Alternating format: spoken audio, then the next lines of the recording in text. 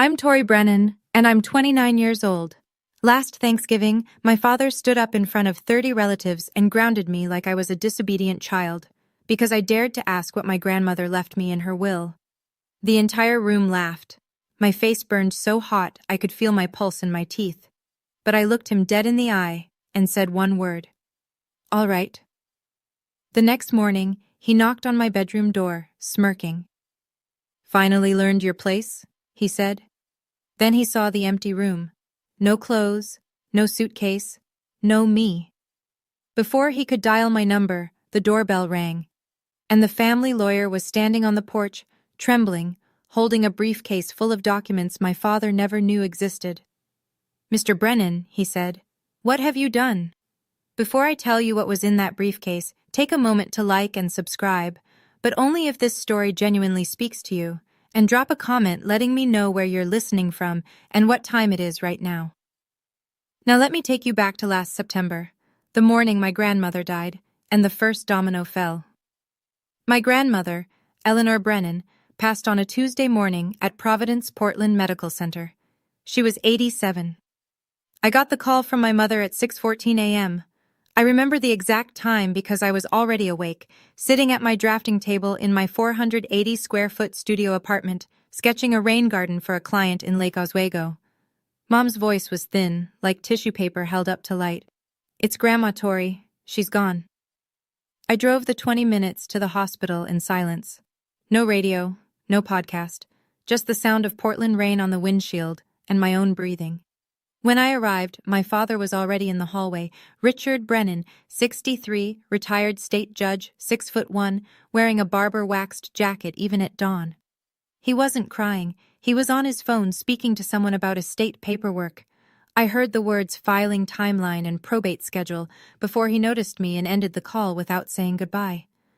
My brother Garrett was beside him. 33, dark suit even at a hospital, arm looped around Dad's shoulder like a running mate at a campaign stop. They looked like a unit, a wall. I stood at the far end of the corridor, alone, clutching a paper cup of vending machine coffee that I never drank. The last time I'd seen Grandma Eleanor, she was in her wheelchair in the garden of her colonial house on Hawthorne Street, gripping my hand with surprising strength. Tori, she'd said, her voice low so no one else could hear. I've taken care of things. You trust me, okay? I'd nodded, not understanding. Not yet. At the funeral 3 days later, the church was old Portland granite. Tall nave, white lilies everywhere, a mahogany casket polished to a mirror shine. My father gave the eulogy. He spoke for 11 minutes about the Brennan legacy, about tradition, about how my son will carry this family forward. He mentioned Garrett by name 4 times. He mentioned my mother once. He did not mention me at all. Afterward, in the reception line, my Aunt Margaret's husband asked me what I did for work these days. Before I could answer, my father leaned in from behind. She plants trees for rich people, he said, and a few people chuckled politely. I felt the burn start at my sternum and climb. I was turning to leave when a man I didn't recognize stepped forward. Older, silver-haired, wire-rimmed glasses with thin gold frames. He took my hand gently and shook it. Your grandmother was very proud of you, he said quietly. I'll be in touch. And then he was gone, disappearing into the crowd of black coats before I could ask his name. I didn't know it then, but that man was Harold Caldwell, and he was holding the key to everything. That evening, 15 of us gathered at the family house for dinner. The Brennan house, a white colonial on Hawthorne Street with a wrought iron gate and 100-year-old oak trees in the yard. My grandmother built that house with money from her side of the family, long before she married my grandfather. I always loved it. The crown molding, the deep windowsills, the garden out back where Grandma grew peonies the color of ballet slippers. Inside, the long oak dining table was set with the family's sterling silver flatware, a set that had been in the Brennan name for 3 generations, candles in silver holders, a bottle of Willamette Valley Pinot Noir breathing on the sideboard. Everything arranged to look like old money and perfect lineage. My father sat at the head naturally. He raised his glass. Mom left everything to me to manage, he announced, scanning the table. I'll make sure the family assets are distributed to the right people, based on capability. His eyes landed on me. That means you don't need to worry about any of it, Tori. Complex things aren't really your area. Garrett nodded like a judge's clerk. His wife Meredith adjusted her Mikimoto pearl strand and said nothing. I set my fork down. Dad, Grandma told me. My mother was confused at the end, he cut in. Whatever she promised you, forget it. My mother, Linda, stared at her plate. She didn't look up. She never looked up. After dinner, I excused myself and went upstairs to the bedroom I'd grown up in. The Frank Lloyd Wright poster I'd taped to the wall at 16 was still there, edges curling. I sat on the bed and opened the nightstand drawer out of habit. Inside was an envelope that hadn't been there before. Cream-colored stationery with a faint watermark. My name on the front, in blue ink, in a handwriting I'd know anywhere. Shaky, but deliberate. Grandma's handwriting. My hands were trembling when I picked it up. I opened the envelope slowly, sitting cross-legged on the twin bed I'd slept in from ages 5 to 18. The ceiling fan above me wobbled the same way it always had. The room smelled like old wallpaper and cedar closet. Inside were two things. The first was a letter, 2 pages, front and back, in Grandma Eleanor's handwriting. The pen had pressed hard enough to leave grooves in the paper, as though she'd wanted the words to be permanent, physical, something no one could delete with a keystroke. The second was a photocopy. Partial. Maybe 6 pages out of what looked like a longer document. The header read, Irrevocable Trust Agreement. Eleanor M. Brennan, Settler. Halfway down the first photocopied page, highlighted in yellow, was a single line. Beneficiary, Victoria Tori Brennan. I read the letter with tears sliding down my face. Tori, if you're reading this, then I'm gone, and your father is already doing what I knew he would do. I'm sorry I couldn't stop him while I was alive. I tried, in my way.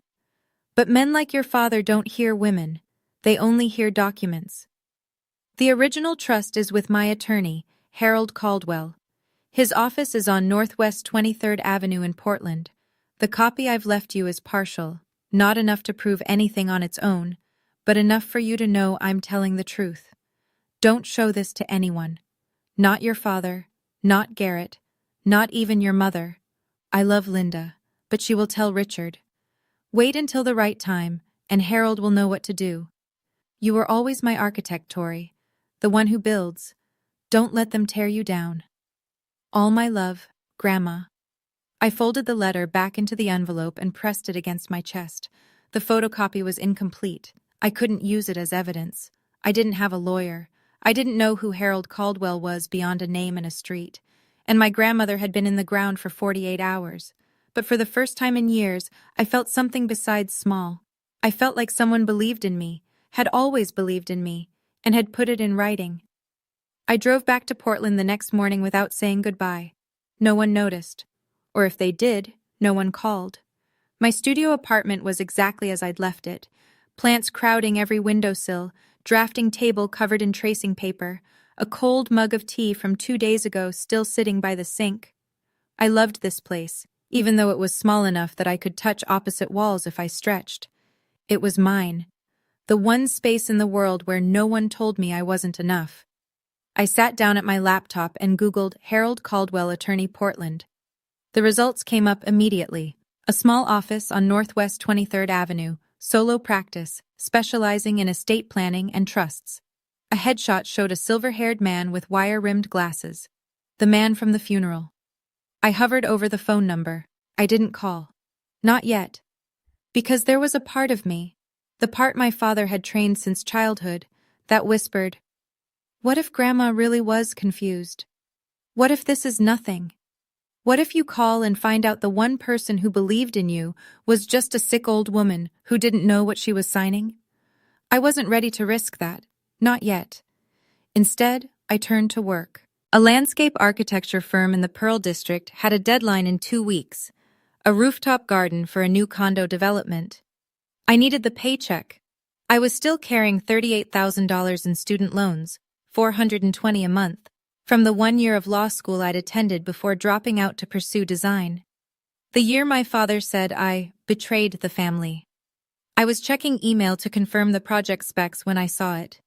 Buried between a newsletter and a shipping notification. An email from Garrett. No, not to me. Forwarded to me. By accident. Subject line. R.E.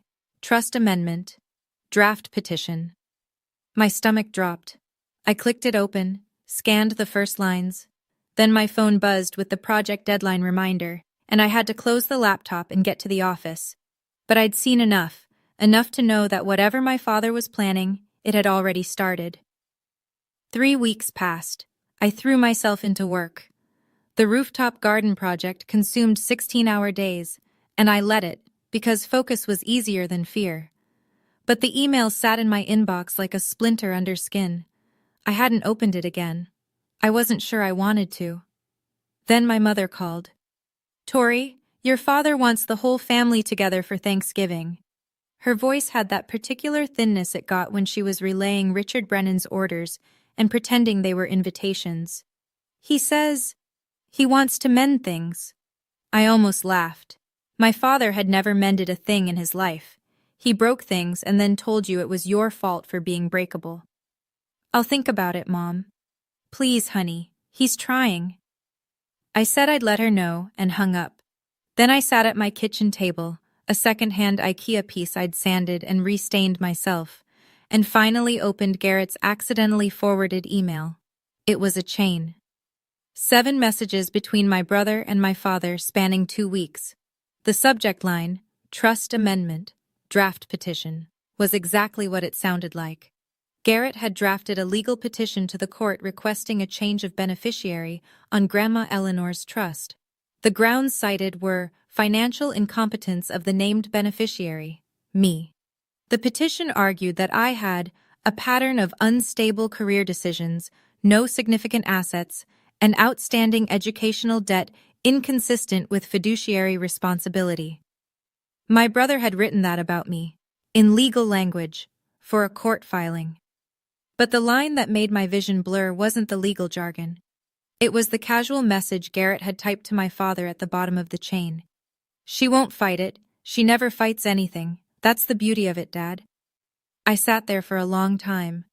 Then I screenshot every message in the chain, uploaded them to my cloud drive, and backed them up on a thumb drive I kept in my sock drawer. I called my mother back. "Tell Dad I'll be there for Thanksgiving."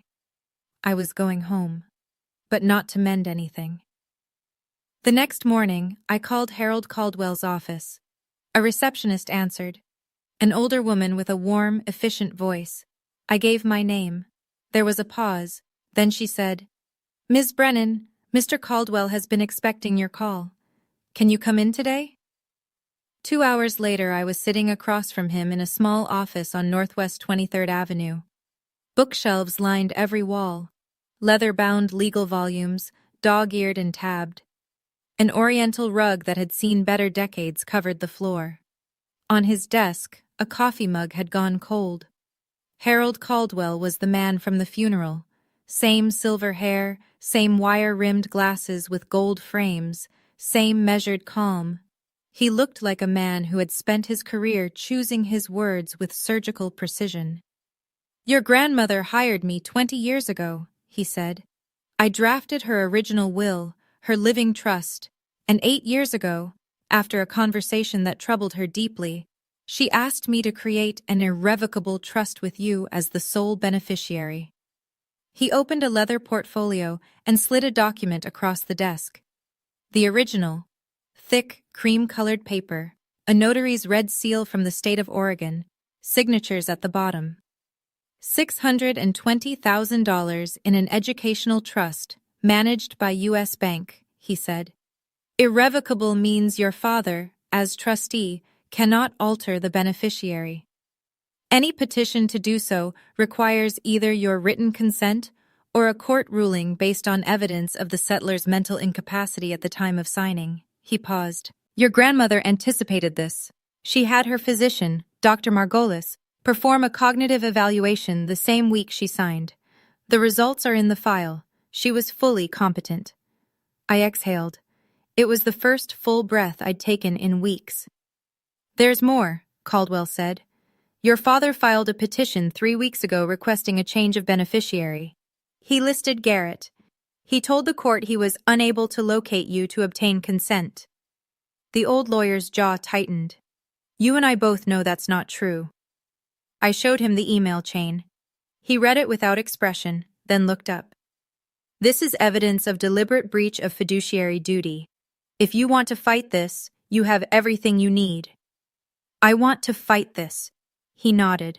Then he said, almost as an afterthought, there's one more thing, Tori. Your grandmother also left you the cottage at Cannon Beach. It's included in the trust. I don't think your father knows about it. He never read the full document. I stared at him. The Cannon Beach house. The little cedar cottage where Grandma took me every summer. Where we'd sit on the porch and watch Haystack Rock turn gold at sunset. She'd told me once it was her favorite place in the world. She left it to me. Harold Caldwell looked at me over his glasses. Your grandmother knew exactly what would happen after she was gone, and she spent the last 8 years making sure you'd be protected. He closed the portfolio. The question is, when do you want to use this? Thanksgiving, I said. He's invited the whole family, 30 people. Caldwell studied me for a long moment. Then he gave a single, slow nod. The Wednesday before Thanksgiving, I packed a small bag, 1 change of clothes, my camel wool coat, the nicest thing I owned, bought secondhand from a consignment shop on Alberta Street, a toothbrush, and a manila folder, thick with notarized copies. The originals stayed with Caldwell. We'd agreed on that. He would hold the master set in his office safe, and I would carry copies, notarized, stamped, admissible as secondary evidence if needed. The originals were for the courtroom. The copies were for the family. I drove south through the autumn hills of Oregon. The leaves had gone full amber and rust along the highway, and the sky was that particular northwest gray that couldn't decide between rain and resignation. The Brennan house appeared through the trees like it always did. White colonial facade, wrought iron gate, the ancient oaks standing guard. From the outside, it looked like a postcard. This is what a good family looks like. That was the whole point. My mother met me at the door. She hugged me a beat too long, the way she did when she wanted to say something but wouldn't. Your father's in the study, she murmured. He's in a mood. I carried my bag upstairs, my old bedroom, the Frank Lloyd Wright poster, the twin bed, the nightstand drawer, now empty. I'd taken the envelope last time. From downstairs I heard Garrett's voice, then Meredith's bright, performative laugh, the clink of a wine glass. I knelt and slid the manila folder under the mattress. Then I went to the window. The backyard garden, Grandma's peony beds, was overgrown and gray. Nobody had tended it since she'd gotten too sick to kneel. The sight of it made my throat tight. I pressed my palm flat against the cold glass and whispered to no one, I'm here, Grandma.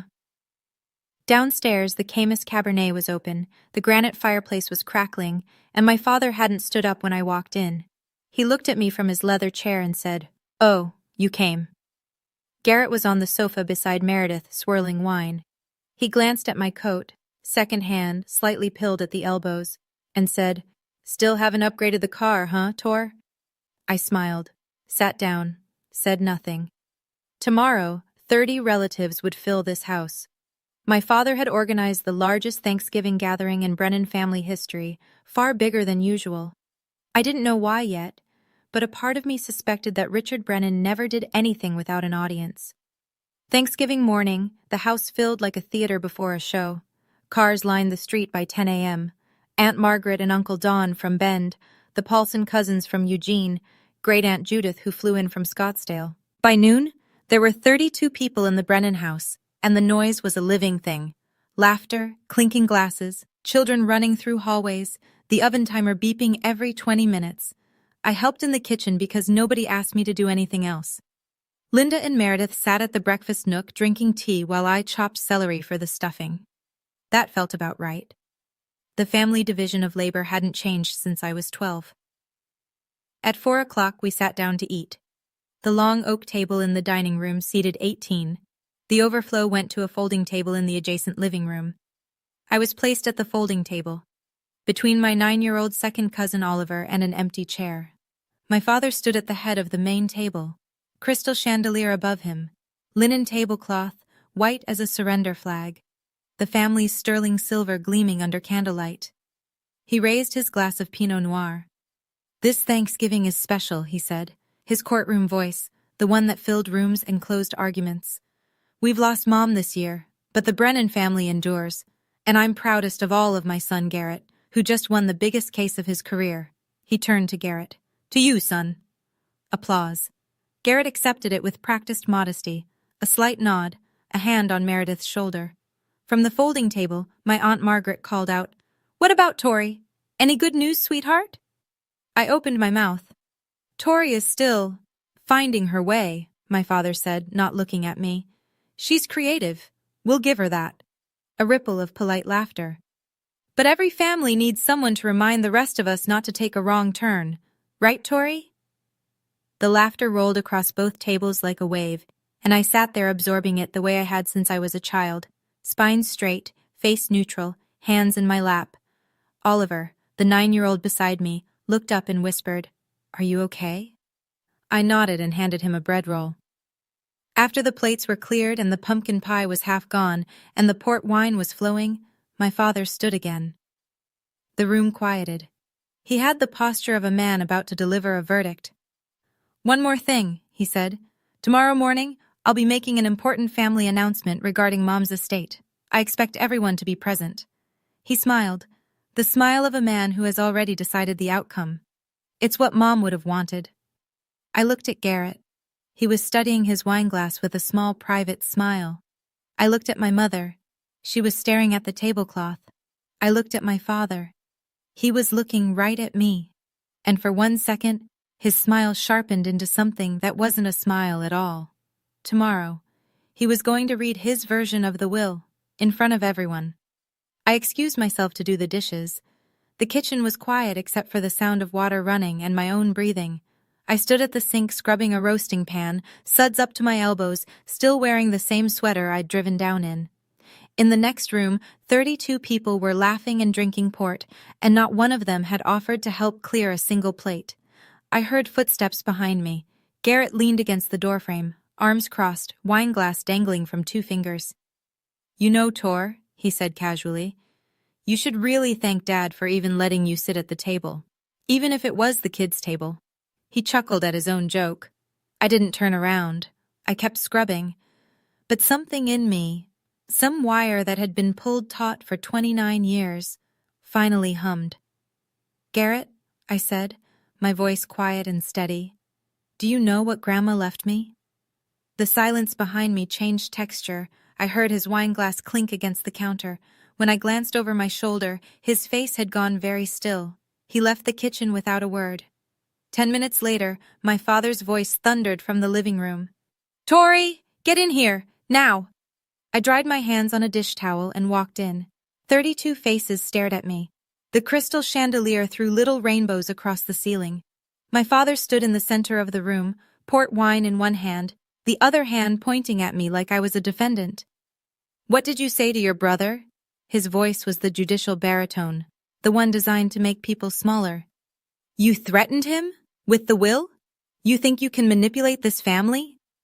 I opened my mouth to respond. He didn't let me. "You're grounded," he said. "You are grounded until you apologize to your brother. Go to your room." The room erupted. Not in protest. In laughter. 32 people, most of them adults, laughing because Richard Brennan had just grounded his 29-year-old daughter like she was a misbehaving child. Aunt Margaret covered her mouth, but her shoulders were shaking. Uncle Don snorted into his port. Even Meredith let out a delicate, performative gasp that was really a giggle. My face burned.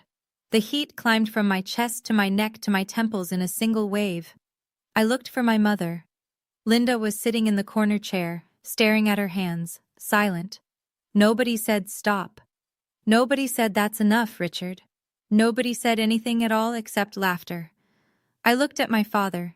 His Cartier tank watch caught the light as he jabbed his finger toward the staircase. "Go," he repeated. "Now." I held his gaze for 3 full seconds. Then I said, in a voice so calm it surprised even me. "All right." I turned. I walked upstairs. I closed the bedroom door behind me. And then I picked up my phone and called Harold Caldwell.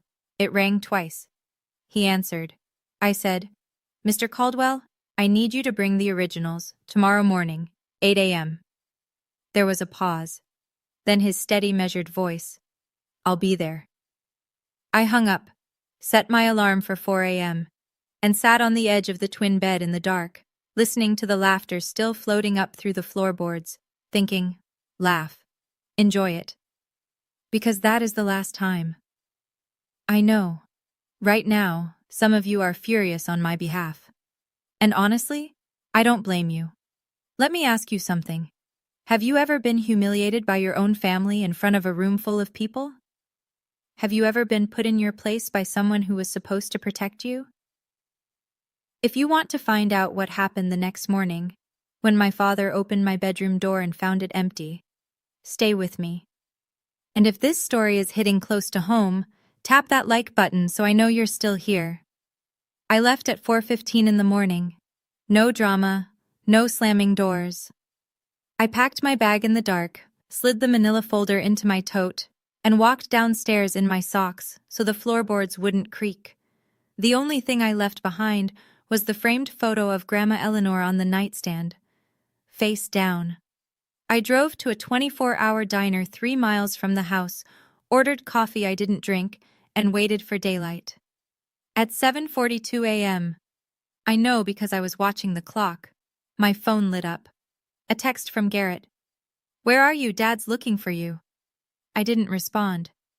Inside the Brennan house, I'd learn the details later from my cousin Danny, the morning unfolded like this. My father came downstairs at 7:30, freshly showered, wearing a pressed Oxford shirt, looking like a man about to chair a board meeting. He poured his coffee, scanned the room, and said, "Someone go wake Tori. She's got an apology to make." Nobody moved. Not because they were standing up for me, because nobody wanted to deal with it. Richard climbed the stairs himself. He knocked twice, his judicial knock, crisp and expectant. "Tori, it's morning. You ready to apologize to your brother?" Silence. He opened the door. The bed was made. The closet was open and empty. The drawers were cleared. The room held nothing of me except the photograph of Grandma Eleanor, face down on the nightstand, like a final punctuation mark. Danny told me later that my father stood in that doorway for a full 10 seconds before his expression shifted. Confusion first, then something darker. He came downstairs slowly. "Tori's gone," he announced to the 20-odd relatives still lingering over breakfast. His voice was flat, controlled. "She left, in the middle of the night, like a coward." Garrett looked up from his laptop and smiled. "Well," he said, "that settles it." My father nodded. "It certainly does. Now, I was planning to make the estate announcement at 10, but since the only person who might object has run away..." The doorbell rang. My mother opened it. And there, on the front porch, in a gray suit, with a brown leather briefcase and an expression like a storm front, stood Harold Caldwell. "I'm Harold Caldwell," he said, "attorney for Eleanor Brennan. I need to speak with the entire family, right now." The dining room went quiet in stages. First the conversation nearest the front door, then a ripple of silence, spreading table by table until even the children stopped fidgeting. Harold Caldwell walked into the room the way a man walks into a courtroom, unhurried, deliberate, and completely certain of his authority. He set his leather briefcase on the dining table, right on top of the leftover Thanksgiving linen, and unclasped it without sitting down. His hands, I was told, had a visible tremor, not from nerves, from anger. My father rose from his chair at the head of the table. He was taller than Caldwell by 4 inches, broader by 30 pounds. He used every bit of it. "Harold," the name came out like a warning. "You were not invited. This is my home." Caldwell looked at him. "This is the home that Eleanor Brennan built with her family's money, Mr. Brennan. And I'm here because I have a legal obligation, a fiduciary duty, to the beneficiary of her trust. Tori has no rights to..." Tori is the sole named beneficiary of an irrevocable trust executed 8 years ago. You know this. You've known it since the day your mother signed it. The room was so still I could have heard the furnace click on 3 rooms away. 30 pairs of eyes moved between the two men like spectators at a trial, which, in a way, they were. Richard's jaw clenched. My mother was in cognitive decline. Whatever she signed was signed in the presence of 2 independent witnesses and accompanied by a physician's evaluation confirming full mental competency. Caldwell opened the briefcase and removed a folder. "I have the documentation here. Would you like me to read it aloud, Mr. Brennan, to everyone?" The question hung in the air. Aunt Margaret, seated near the window, leaned forward. Uncle Don put down his coffee cup. Even the children had gone silent. Richard Brennan looked at the folder in Caldwell's hands the way a man looks at a loaded weapon pointed at his chest. Then he straightened his shoulders and said, very quietly, "Get out of my house." "Sir," Caldwell said, "what have you done?" What happened next is something I've replayed in my mind 100 times, because it was the moment the mask finally cracked. Not slowly, not gracefully, but in a sudden, ugly split, right down the center. My father stepped toward Caldwell. "I said get out. You're trespassing. I'll call the police." "You're welcome to," Caldwell replied, not moving an inch. "And when they arrive, I'll show them the petition you filed with the court 3 weeks ago, the one where you claimed you were unable to locate the beneficiary of your mother's trust." He paused. "The beneficiary whose phone number you have, whose address you have, who was sleeping in this house last night." Richard's face went through a sequence, red, then white, then a kind of mottled gray that I'd never seen on a living person. Around the room, I could see the reaction spreading, Margaret pressing her hand to her mouth, Uncle Don's brow furrowing, cousins exchanging glances. That's when Garrett stood up. My brother, the golden child, the lawyer, the one who always knew the right angle, stepped forward with his hands raised in a calming gesture. "Mr. Caldwell," he said smoothly, "I appreciate your concern, but any documents you're referencing can be contested in the appropriate legal—" "You drafted the petition, didn't you, Mr. Brennan?" Caldwell turned to face him. His voice was quiet, precise, surgical. "You prepared a filing to change the beneficiary of an irrevocable trust on behalf of your father, who is also the trustee. I have the emails." Garrett's composure didn't shatter. It evaporated. One moment he was a confident attorney, the next he was a man whose mouth had gone slack and whose eyes had darted, involuntarily, unmistakably, to his father. "Dad," he said under his breath, "we need to talk. Privately." Richard didn't even look at him. "No, I have nothing to hide." Aunt Margaret stood up from her chair. Her voice, when she spoke, carried the particular authority of a woman who had watched a family lie to itself for decades and had finally had enough. "Richard," she said, "let the man speak." A murmur of agreement rippled through the room. Not loud, not defiant, but present, like the first cracks in a frozen lake before the whole surface gives way. My father looked around the room and saw, perhaps for the first time, that the audience he'd assembled for his own performance was no longer on his side. "This is absurd," he said. But his voice had lost its courtroom resonance. It sounded smaller, thinner, like tissue paper held up to light. My father did what my father has always done when he feels the ground shifting beneath him. He escalated. "Everyone, listen to me." He raised both hands, palms out, the gesture of a man restoring order in a courtroom. "This man," he jabbed a finger at Caldwell, "was hired by my mother years ago when she was already in decline. He's been filling Tori's head with fantasies. This is a family matter, and I will not have an outsider. Richard," Caldwell's voice cut through like a blade, "I served your mother for 20 years. I am not an outsider, and I am here because you violated the terms of a legal instrument that you swore, as trustee, to uphold." "Out!" My father's voice cracked on the word. He pointed at the door. "Get out of this house right now, or I swear to God I will have you arrested for trespassing." Caldwell looked at him for a long moment. Then he closed his briefcase with a deliberate click, tucked it under his arm, and nodded, not in defeat, but in acknowledgement, like a chess player recognizing the next 3 moves. "I'll leave," he said calmly, "but I'll be back at 2 o'clock this afternoon, for the formal reading of Eleanor Brennan's estate, which you scheduled, Mr. Brennan. It's on your own calendar." He paused at the doorway. "And I won't be coming alone."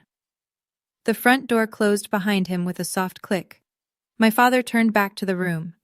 30 faces, some confused, some uncomfortable. A few, Margaret, Danny, openly skeptical. He smoothed his shirt, adjusted his watch, and reassembled his composure the way a man straightens a painting after an earthquake. "I'm sorry you all had to see that," he said. "Tori hired some bargain basement lawyer to stir up trouble. It's what she does. She runs from responsibility and then causes chaos from a distance." He shook his head with practiced sadness. "This afternoon, I'll read Mom's will properly, and everything will be clear. I promise you that." Garrett, who had been standing frozen by the sofa, sat back down and pulled his laptop onto his knees. His fingers moved quickly, deleting something, I'd later realize. Emails. The room exhaled. People returned to their coffee, their conversations, their children. The crisis had been deferred.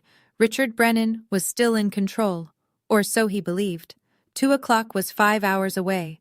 The clock on the mantelpiece, a Waterford crystal anniversary piece that had belonged to my grandmother, counted every second. I was parked outside a Stumptown Coffee on Division Street, watching rain trace crooked lines down my windshield. My Honda Civic, 2014, 147,000 miles, a small dent in the rear bumper from a parking garage in college, was not the kind of car that made anyone look twice. And that morning, invisibility was exactly what I needed. My laptop was open on the passenger seat. At 8:17 a.m., I'd sent a formal email to the Trust Management Division at U.S. Bank, requesting written confirmation of my status as beneficiary of the Eleanor M. Brennan Irrevocable Trust. At 9:41, the reply came, from a trust officer named Patricia Langley. "Dear Ms. Brennan, this is to confirm that you are the sole named beneficiary of the Eleanor M. Brennan Irrevocable Trust, account AITA. The trust corpus of $620,000 remains intact and has not been disbursed. A petition to amend the beneficiary designation was filed on October 14th by the current trustee, Richard A. Brennan, but has not been approved by the court. No disbursements can be made without your written authorization." I read it 3 times, then I saved it, backed it up, and printed a copy at the FedEx office 2 blocks away. At 11:15, Caldwell called. "He threw me out," he said, with something that might have been dry amusement. "Threatened to call the police." "I know. My cousin Danny texted me. 2 o'clock, Tori. I'll be parked on the next block. You go in first. I follow." "Okay." A pause. "Are you sure about this? Once it's done, there's no going back." I looked out at the rain. A woman walked past the car holding a little girl's hand, both of them splashing through puddles, laughing at nothing. The simple, stupid beauty of people who felt safe. "I've been going back my whole life, Mr. Caldwell. Every holiday, every phone call, every time I swallowed something that should have made me spit. I'm done going back." "Then I'll see you at 2. I hung up, opened the mirror on my sun visor. The face looking back at me was pale, tired, and absolutely certain. I zipped my coat, checked the folder one last time. Trust copy, notarized. Bank confirmation, printed. Email chain, screenshotted and time-stamped. Grandmother's handwritten letter. Everything in order. Everything real. I started the engine. Inside the Brennan house, the morning stretched like a rubber band pulled too tight. Danny told me later what it looked like from the inside. After Caldwell left, the casual post-Thanksgiving ease had curdled. People were still talking, still pouring coffee, still picking at leftover pie. But the conversation had a new undercurrent, the kind of tension where everyone is discussing the weather but thinking about the earthquake. Aunt Margaret cornered my mother in the hallway by the guest bathroom. "Linda," she said quietly, "is Richard sure everything is in order? That lawyer this morning didn't look like a man who was bluffing." My mother's eyes were rimmed red. "I don't know, Margaret. Richard doesn't tell me about the finances. He never has." Margaret looked at her for a long moment and said nothing, which from Margaret said everything. In the kitchen, Danny pulled out his phone and texted me, "You okay? What's going on?" I replied, "I'm okay. Be there at 2. Please be in the room when I get there." He wrote back instantly, "I'm not going anywhere." Meanwhile, in my father's study, the room with the leather chair, the legal volumes on mahogany shelves, the framed photos of Richard shaking hands with various Oregon judges. My father was making phone calls. Danny heard him through the door, growing louder with each attempt. It was the Friday after Thanksgiving. Every attorney's office in Portland had their voicemail on. Richard Brennan, former judge, could not reach a single lawyer. Garrett appeared in the study doorway. "Dad," he said carefully, "maybe we should postpone the reading. Give ourselves time to—" "No," my father's voice was granite. "I don't retreat. Not from Harold Caldwell, not from Tori, not from anyone. We do this today." Garrett closed his mouth. He looked, Danny said, like a man who has just realized the lifeboat has a hole in it. The Waterford clock on the mantelpiece struck noon. 2 hours. At 12:30, I walked into Caldwell's office for the last time before everything changed. He had the full dossier spread across his desk in 4 neat stacks. I sat across from him, and he walked me through each one, point by point, the way a surgeon reviews an X-ray before cutting. Stack 1. The original irrevocable trust. Cream paper, notary seal, Eleanor's signature in blue ink. Steady, deliberate, nothing like the handwriting of a confused woman.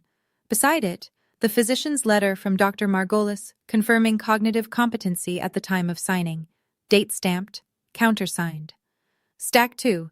The email chain between Richard and Garrett, printed, with full metadata showing timestamps, sender addresses, and routing information. The words, "She won't fight it," highlighted in yellow on the last page. Stack 3. The letter from Patricia Langley at U.S. Bank confirming my status as sole beneficiary and the intact trust balance of $620,000. Stack 4. A document I hadn't seen before. Caldwell slid it across the desk. "The deed to the house on Hawthorne Street." I looked at him. "The Colonial," he said. "Your family home. The deed has been in Eleanor's name since 1981. She purchased the property with inheritance from her mother, before she married your grandfather. Richard never owned it. He assumed, as he assumes most things, that it was his by default." Caldwell tapped the document. "Under the terms of the trust, upon Eleanor's death, ownership transfers to the named beneficiary." I stared at the deed.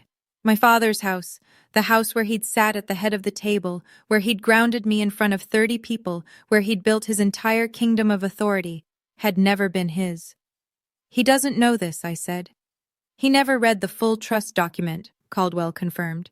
"He read the first 3 pages, the ones that named him trustee, and stopped." Of course he did. Richard Brennan had never needed to read the fine print. He was the fine print. He was the final word. Or so he'd always believed. I gathered the 4 stacks into the manila folder. Caldwell placed the originals back in his briefcase. "I go in first," I said. "You come when I signal." "How will I know?" "You'll know." We shook hands. His grip was firm, and his eyes, behind those gold-framed glasses, held something I hadn't seen from any adult in my family since my grandmother died. Trust. At 1:45, I drove down Hawthorne Street for the second time in 24 hours. The rain had stopped. A thin November sun was pushing through the clouds, turning the wet street into a mirror. The oak trees along the block were almost bare now, their branches sketched black against the pale sky like cracks in porcelain. I drove slowly. I wasn't stalling. I was remembering. This was the street where Grandma Eleanor taught me to ride a bike. The sidewalk where she walked me to school the year my parents couldn't be bothered. The front yard where she'd knelt beside me in the dirt and shown me how to transplant a seedling without disturbing its roots. "The secret," she'd said, pressing my small hand into the soil, "is to take the whole root ball. You don't leave any part of yourself behind." My phone buzzed. "Linda." I pulled over and answered. "Tori, where are you?" My mother's voice was strained, pleading. "Your father is furious. Just come home and apologize, and this can all be over. Please." "Mom," I said, "I'm coming home, but not to apologize." A silence, then very small. "What are you going to do?" "The right thing." I hung up. Parked on the block behind the house, next to Caldwell's silver sedan. He was sitting in the driver's seat, briefcase on his lap, reading glasses on. He glanced at me through the windshield and gave a single nod. I got out of the car. Camel coat. Canvas tote with the manila folder inside. My hands were steady. The gate was open. The front door was unlocked. From inside I could hear voices. The murmur of 30 people assembled and waiting for Richard Brennan to tell them how the world was supposed to work. I walked up the porch steps my grandmother had built and pushed the door open. I slipped in through the kitchen entrance and stood in the hallway, just out of sight of the living room. Through the archway, I could see the scene my father had staged. The living room had been rearranged. Chairs pulled from the dining room, the den, even the porch, all facing the fireplace, like pews facing an altar. 30 people, seated and attentive. Richard stood before them in his pressed Oxford, reading glasses perched on his nose, tortoiseshell frames, the ones he used to wear on the bench. In his hand, a single sheet of paper. He held it the way judges hold verdicts, high enough that everyone could see it, low enough that no one could read it.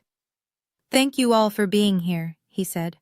"As you know, my mother's passing left certain matters to be settled. I've reviewed her wishes carefully, with input from Garrett, and I want to share the distribution plan she intended." He paused for effect.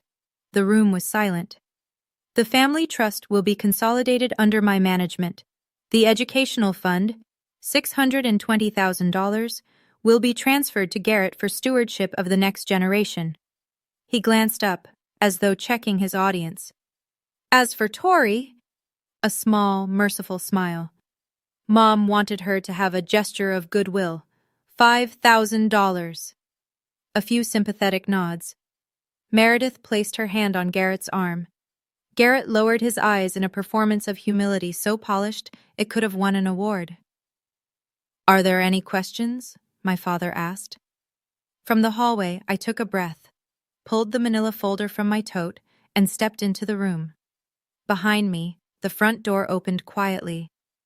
Harold Caldwell walked in. "I want you to picture this for a second. You walk into a room. 30 of your relatives are sitting there. Your father has just told all of them that you're worth $5,000. He's holding a piece of paper like it's a gavel. And you're holding the truth. What would you do? Tell me in the comments. And if you haven't subscribed yet, now's the moment. Because what happened next in that living room is something nobody in my family has ever forgotten." Every head in the room turned. 32 faces, some surprised, some confused, a few genuinely pleased to see me. My cousin Danny, sitting in the back row, gave me a small nod. Aunt Margaret straightened in her chair. My father's expression went through 3 phases in 2 seconds: surprise, annoyance, then a hardening. The courtroom mask snapping back into place. "Well," he said, "the prodigal daughter returns." A few obligatory chuckles from the crowd. "I assumed you'd run off for good this time. Are you here to apologize to your brother?" "No," I said. My voice was level, calm in a way that surprised me, because my heart was slamming against my ribs so hard I was sure people could see it through my coat. "I'm here to hear the will, the real one." I walked past him, past his pointed finger, past his Cartier watch, past the chair where he'd held court for 30 years, and set the manila folder on the table beside the fireplace. Caldwell stepped in behind me. Briefcase, gray suit. The quiet authority of a man who had been doing this for decades. "What is this?" Richard said. The annoyance was curdling into something uglier now. "I told you this morning. Get out of my house." I turned to face the room. Not my father. The room. The people. "I'm sorry to interrupt," I said, "but what my father just read is not my grandmother's will. It's not her trust document. It's a distribution plan he wrote himself." I placed my hand on the folder. "This is the original irrevocable trust that Eleanor Brennan executed 8 years ago. It was filed with her attorney, Mr. Caldwell, and verified by U.S. Bank, the institution managing the trust fund." I opened the folder. My grandmother named one beneficiary, me. Silence. Not the polite, performative silence of a family gathering. The absolute atmospheric silence of a room full of people who have just realized they are witnessing something they cannot undo. My father's face drained of color, not gradually, all at once, like someone had pulled a plug. Aunt Margaret said, clearly and firmly, Let her speak. Caldwell stepped forward. He opened his briefcase on the table beside my manila folder, removed the original trust document, and held it up so the room could see the notary's red seal, the state of Oregon, bright as a stop sign against the cream-colored paper. This is the irrevocable trust of Eleanor Margaret Brennan, he said. His voice carried the way good lawyers' voices carry, without shouting, without strain. Executed on March 14th, 8 years ago. I was present at the signing, along with 2 independent witnesses, a retired clerk of court named Dorothy Haynes and a CPA named Robert Voss. Both are available to confirm. He began to read. The settlor, Eleanor M. Brennan, hereby establishes this irrevocable trust for the sole benefit of her granddaughter, Victoria Torrey Brennan. He paused and looked at the room over his glasses. Trust corpus. A sum of $620,000, held and managed by U.S. Bank, Portland, Oregon. Additionally, the real property located at 4714 Hawthorne Street, Portland, Oregon, deed recorded under Multnomah County, originally purchased in 1981, shall transfer to the beneficiary upon the settler's death. A gasp, audible, collective, swept through the room. Uncle Don leaned forward so far his chair creaked. Margaret closed her eyes briefly, then opened them and looked directly at my father. The house, someone whispered from the back row. She left her the house?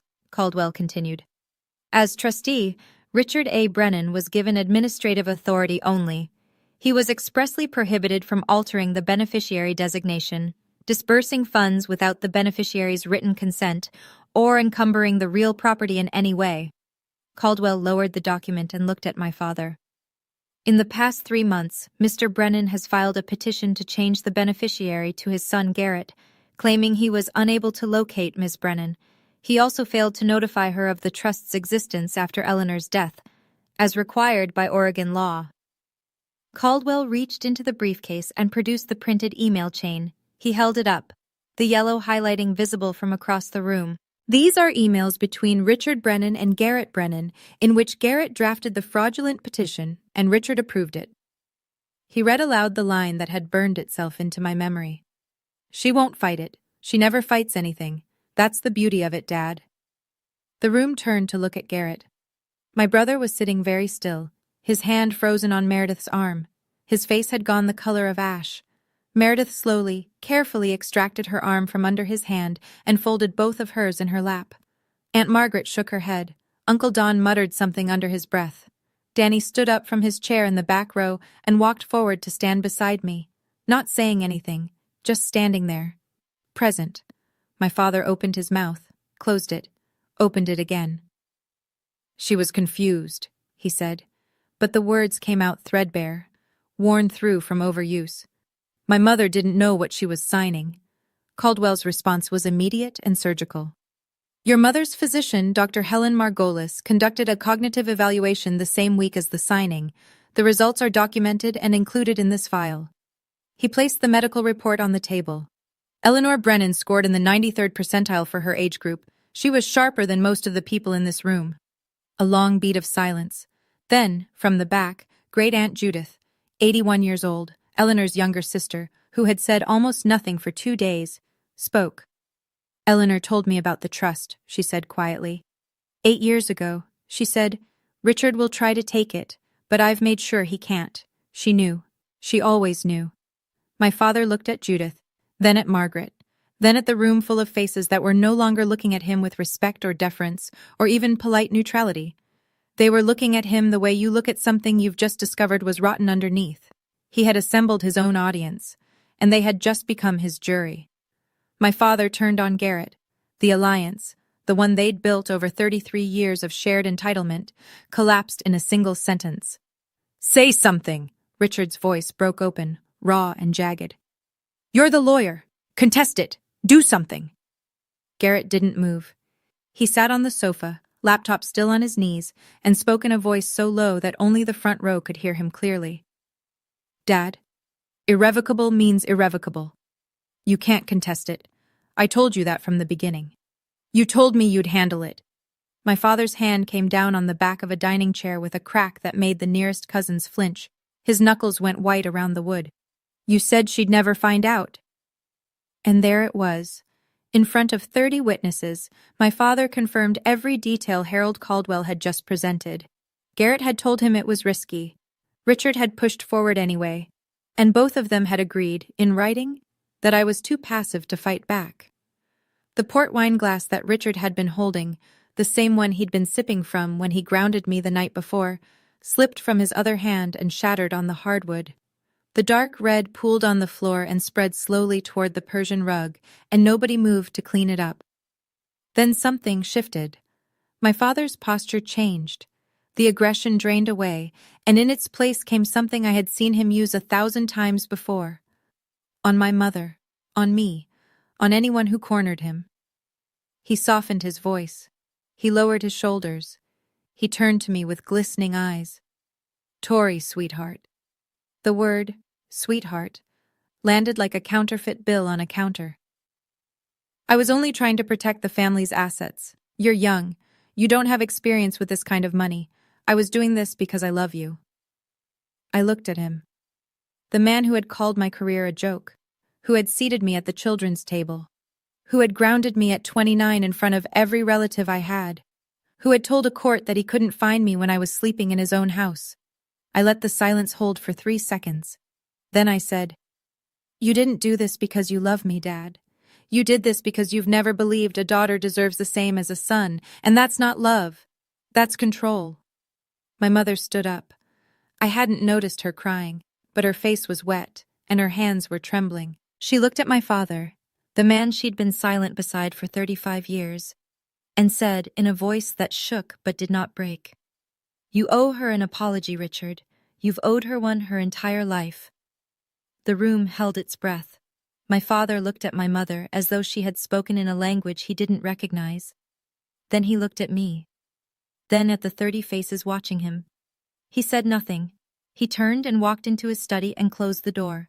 In the minutes that followed, the room rearranged itself, not the furniture, but the people.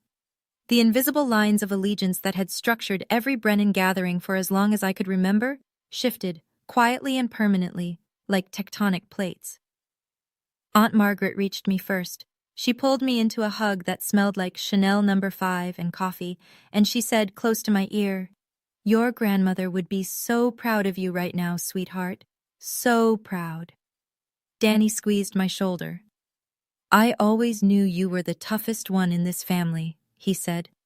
"You just never needed to prove it before." Cousins I hadn't spoken to in years came forward. A handshake, a nod, a quiet, "I'm sorry, Tori." Not all of them. Some stayed seated, uncomfortable, staring at the floor. A few stood up and left. Not in protest, but in the way people leave a room where something has broken that they don't know how to fix. Garrett rose from the sofa. He didn't look at me. He took Meredith's arm and walked toward the front door. Meredith paused in the hallway, reached up and unclasped her pearl strand, the Mikomoto necklace she'd been wearing all weekend like a badge of status, and dropped it into her coat pocket. As though she wanted to make herself smaller, less visible, less associated. Caldwell was already organizing the documents back into his briefcase. "I'll file the petition to remove Mr. Brennan as trustee first thing Monday morning," he said to me. "The court process takes approximately 30 days. In the meantime, the trust is frozen. No disbursements, no changes." I nodded. The living room was emptying slowly. The Thanksgiving linen on the table was creased and stained with port wine. The Waterford crystal clock on the mantelpiece read 2:47 p.m. The whole thing had taken 47 minutes. 30 years of silence, answered in 47 minutes. Monday morning, Harold Caldwell filed 3 documents with the Multnomah County Circuit Court. The first was a petition to remove Richard A. Brennan as trustee of the Eleanor M. Brennan Irrevocable Trust, citing breach of fiduciary duty, specifically, failure to notify the beneficiary, misrepresentation to the court regarding the beneficiary's whereabouts, and unauthorized attempt to amend an irrevocable instrument. The second was a formal request to appoint Caldwell as interim trustee until I could designate a permanent replacement. The third was a complaint filed with the Oregon State Bar against Garrett R. Brennan, alleging violation of the rules of professional conduct, specifically drafting a fraudulent petition to benefit an immediate family member while concealing a conflict of interest. Within 2 weeks, the court granted the trustee removal on an interim basis. Richard didn't contest it. His own attorney, a man named Foster from a mid-tier firm in Lake Oswego, whom he'd finally managed to reach the following Monday, advised him bluntly that he had no legal footing. "Irrevocable means irrevocable, Judge Brennan," Foster reportedly said. "And the email evidence is damning. If you fight this, you'll lose, and it'll cost you $60,000 to find that out." The $620,000 educational trust was transferred to an account in my name at U.S. Bank.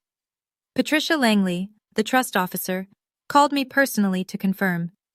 The deed to 4714 Hawthorne Street was updated. My name replaced Eleanor's as owner. The colonial house, the wrought iron gate, the oak dining table, the garden where my grandmother grew peonies, was mine. And Garrett, the golden child, the family's pride, received a formal notice of investigation from the Oregon State Bar. The process would take months, but the outcome was already taking shape: a 6-month suspension of his license for ethical violations. His largest client, a commercial real estate firm, dropped him within days of the complaint becoming semi-public. He quietly transitioned to corporate consulting, a job that required no bar membership and, conveniently, no courtroom appearances. My father called me once, 3 days after the filing. I answered because I thought, even then, even after everything, that maybe he would say the words. He didn't. He said, "You've destroyed this family." I said, "No, Dad, you did. I just brought the receipts." He hung up. I haven't heard from him since. 2 weeks after the court order, I drove to Hawthorne Street with a single key on a plain brass ring that Caldwell had handed me across his desk. "It's yours," he'd said simply. And for some reason, those 2 words undid me more than anything else had. I parked on the street. The oak trees were completely bare now, their branches a lattice against the December sky. The wrought iron gate swung open with a creak that I'd heard 10,000 times. The porch steps, Grandma Eleanor had them replaced in 2009, cedar over the old pine, still had her welcome mat. Faded green, a pattern of ferns. I turned the key. The door opened into the foyer, and the smell hit me first. Wood polish, old books, a trace of the lavender sachets my grandmother kept in every closet. The house was silent in a way I'd never experienced. My father's presence had always been the dominant frequency here, his voice filling every room, his opinions occupying every conversation. Without him, the house breathed differently. It breathed like it was finally resting. I walked through each room slowly. The living room, where 30 people had sat and watched my life change. The dining room, with the oak table still bearing faint water rings from port glasses. The kitchen, where I'd scrubbed a roasting pan alone while my family laughed in the next room. Upstairs, my bedroom. The poster, the twin bed, the nightstand with the empty drawer. Grandma's master bedroom. Her reading chair by the window, a stack of novels on the side table, a pair of glasses she'd never wear again. Then the garden.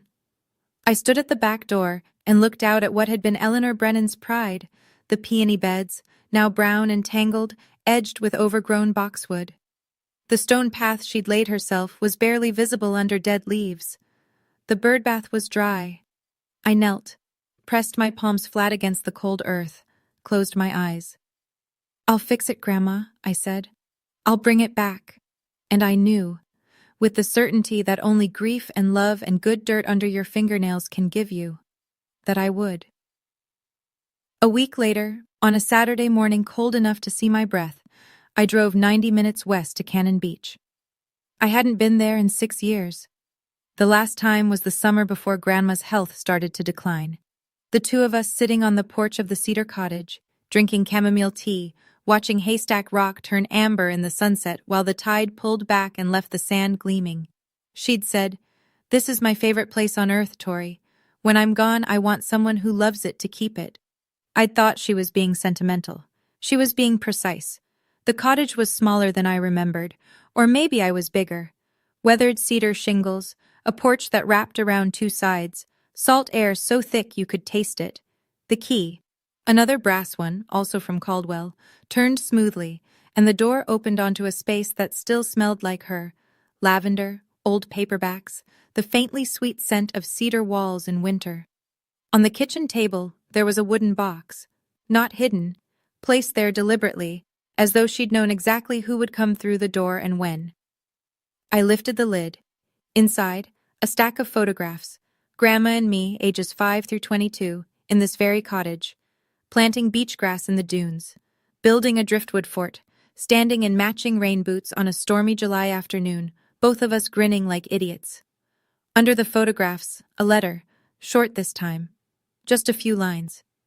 Tori, if you're reading this, you were brave enough. I knew you would be. This house is yours. It always was. I was just keeping it warm for you. Start over here if you need to, or come when the world is too much. Either way, it's waiting. I am so proud of you. Always. Grandma. I sat on the porch, her porch, my porch, and cried. Not the way I'd cried in the twin bed at Hawthorne Street, stifled and ashamed. This was different.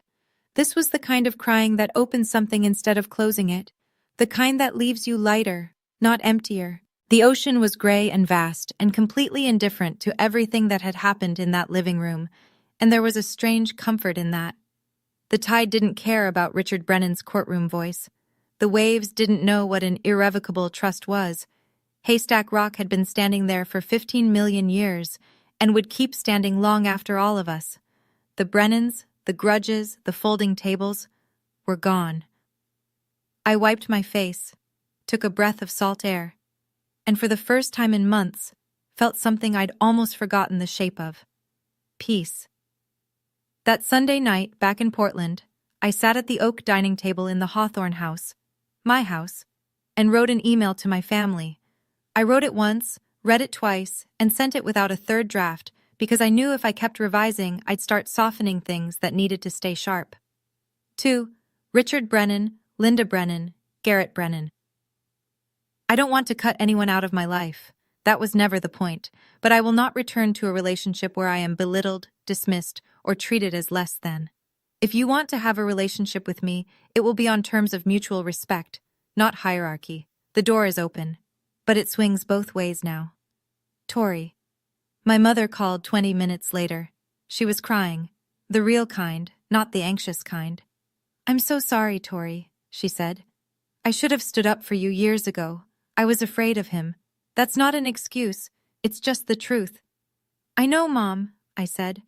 I don't blame you, but I need you to start choosing what's right, not what's easy. Can you do that? A long pause. Then, I'm going to try. Garrett replied by text the next morning. 2 words. I understand. I read it, set the phone down, and didn't reply. Understanding was a start, but it wasn't the same as accountability. He'd get there or he wouldn't. That was his work, not mine. My father didn't respond. Not that day, not the next week, not the week after that. The silence was its own kind of answer. Familiar, really. Richard Brennan had been silent on the things that mattered my entire life. At least now I'd stopped waiting for him to speak. 6 months later, spring had come to Portland, and the peonies were coming back. I'd spent the winter on my hands and knees in my grandmother's garden, pruning, clearing, aerating the soil that had gone sour from 2 years of neglect. The roots were deeper than I'd expected. They'd survived the abandonment. They just needed someone to cut away the dead weight and let the light in. I knew the feeling. With the student loan gone, paid in full, $38,412, the most satisfying check I've ever written. I used a portion of the trust to lease a small studio space in the Alberta Arts District, Brennan Landscape Design. My name on the door. My grandmother's name, really. The Brennan name meant something different to me now. The Hawthorne house had become both home and office.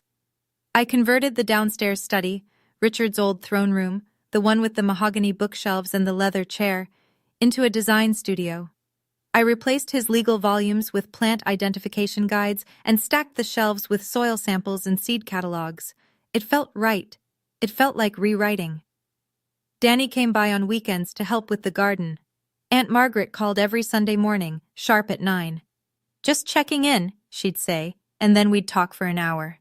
Linda came to visit for the first time on a Thursday afternoon in April, the first time she'd entered the house without Richard beside her. We didn't say much. We planted tulip bulbs along the front walk, side by side, and that was enough. Richard rented an apartment across town. I heard through Margaret that he told his friends I'd stolen the house, that my grandmother had been manipulated, that the whole thing was Caldwell's fault. The story changed depending on the audience, but it always had the same ending. Richard Brennan was the victim. Some things, I suppose, are truly irrevocable. Garrett's suspension from the Oregon State Bar lasted 6 months. He'd moved to corporate consulting. Something with logistics, Margaret said. He and Meredith had quietly separated, though I didn't know the details and didn't ask. He hadn't contacted me since the I understand text. I left the door open, the way I said I would. I just wasn't going to stand in the doorway waiting. I'm telling you this story from the porch of the Cannon Beach cottage. It's a Saturday. The tide is out. Haystack Rock is doing what it always does, standing there, solid and ancient, and unbothered by anything as temporary as a family argument. I come here on weekends when I need to remember what quiet sounds like. The cottage is exactly as Grandma left it, except I've added a small herb garden by the front steps. Rosemary, thyme, lavender, the kind of plants that get stronger the more wind they take. I'm not telling this story to teach anyone a lesson. I don't believe in that. Every family is its own country, with its own laws and its own wars, and the people inside it are the only ones who know the real map. I can't tell you what to do with your father, your mother, your brother, your inheritance. I can only tell you what I did. Here's what I know now. Silence isn't agreement. I spent 29 years being quiet at the dinner table, and the people around me took that silence and called it consent. It wasn't. It was just a woman who hadn't found her evidence yet. Waiting isn't weakness. My father and my brother counted on the idea that I wouldn't fight. They were almost right. What they didn't account for was that there's a difference between someone who can't fight and someone who's choosing when to. And the last thing, the thing that matters most. My grandmother didn't leave me money. She left me proof. Proof that someone in my family saw me, the real me, the one who builds things, and decided I was worth protecting. Not with words, with documents, with plans, with the kind of love that hires a lawyer and thinks 8 years ahead. That's the inheritance that changed my life. Not the $620,000, not the houses, the knowledge that I was worth the trouble. I still have the Frank Lloyd Wright poster. It's on the wall of my studio now, behind my drafting table, edges still curling. I look at it every morning and think about the girl who taped it up at 16, who wanted to build beautiful things and was told that wasn't enough. She was enough. She was always enough. She just needed the paperwork to prove it. Early morning, the hawthorn garden. The soil is damp from last night's rain, and the air smells the way Oregon air smells in spring. Green and clean and full of the particular promise that comes from things deciding to grow. I'm on my knees in the dirt, planting peonies. The same variety my grandmother grew. Sarah Bernhardt, she always said, because she was dramatic, she was pink, and she lasted longer than anyone expected. Grandma had a sense of humor about everything, even flowers. The roots go in, the soil goes over. I press it down gently, firmly, the way she taught me, the whole root ball, nothing left behind. The sun clears the roofline and falls across the garden in long, golden bars. Somewhere in the house, my coffee is getting cold. Somewhere in Portland, my father is waking up in a rented apartment and telling himself a story where he's the hero. Somewhere in the future, maybe, he'll stop. I stand up, wipe the dirt from my hands, and notice something on the front porch that wasn't there last night. An envelope. No stamp, no return address. Just my name, in handwriting I'd know anywhere. Not Grandma's this time, but almost as familiar. I open it, a single line. I'm sorry I never stood up. I'm standing now. Mom. I fold the letter. I tuck it into my coat pocket, right next to the one from Grandma, the one I carry everywhere, the cream-colored stationery with the blue ink and the words that saved my life.